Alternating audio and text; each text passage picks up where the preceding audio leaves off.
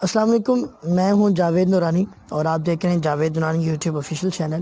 محترم ناظرین کرام، آج کل کچھ خبریں زبان زد عام ہیں اور وہ آپ مختلف ٹی وی چینلز کے ذریعے دیکھ رہے ہیں کہ کچھ عرصہ پہلے ٹڈی دل نے ملک کے وطن عزیز پاکستان پر حملہ کیا اور اب پھر سے جو ہے وہ دوبارہ اس وطن عزیز پر حملہ آور ہوئی ہے اور ایک زوردار حملہ ہے۔ ابھی اس وقت کہا یہ جاتا ہے کہ تقریباً 60 سے زائد اضلاع میں یہ ٹڈی دل موجود ہے۔ کہتے ہیں کہ پہلی جنگ عظیم کے دوران ملک شام پر ٹڈی دل نے حملہ کیا اور کئی ایکڑ پر کھڑی فصل اور باغات کو اس نے تباہ کر دیا اور ایک قحط آ گیا اور ایک خلقت جو ہے وہ موت کے گھاٹ اتر گئی۔ لیکن اسی دوران غوطہ کے گاؤں میں داریا ایک شخص رہتا تھا اور اس کا جو باغ ہے وہ ٹڈی دل کے حملے سے بالکل محفوظ اور تر و تازہ رہا۔ تو لوگوں نے جب یہ دیکھا کہ ٹڈی دل نے اس باغ پر حملہ نہ کیا تو لوگوں نے اس کی شکایت جو ہے وہ حکومت وقت سے کی کہ اس شخص کے پاس جو ہے وہ ٹڈی دل کو مارنے کی دوا موجود تھی، لیکن اس نے لوگوں کو اس کے بارے میں نہیں بتایا۔ چنانچہ حکومت وقت نے ایک فوجی دستہ اس کی طرف بھیجا اور اسے سزا دینے کے لیے اسے اپنے پاس بلوایا۔ افسر نے اس پر کوڑا اٹھایا اور اس سے کہا کہ بھائی، تمہارے پاس ٹڈی دل مارنے کی دوا موجود تھی تو تم نے اسے حکومت وقت اور عوام سے کیوں مخفی رکھا؟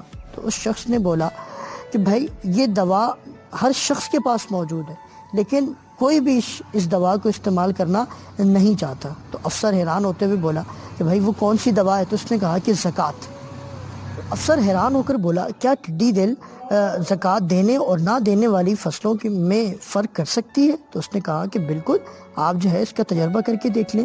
تو وہ افسر یعنی وہ فوجی دستہ جو ہے وہ ٹڈیاں لے کر اس باغ میں پہنچے جس کی زکوٰۃ ادا کی جا چکی تھی۔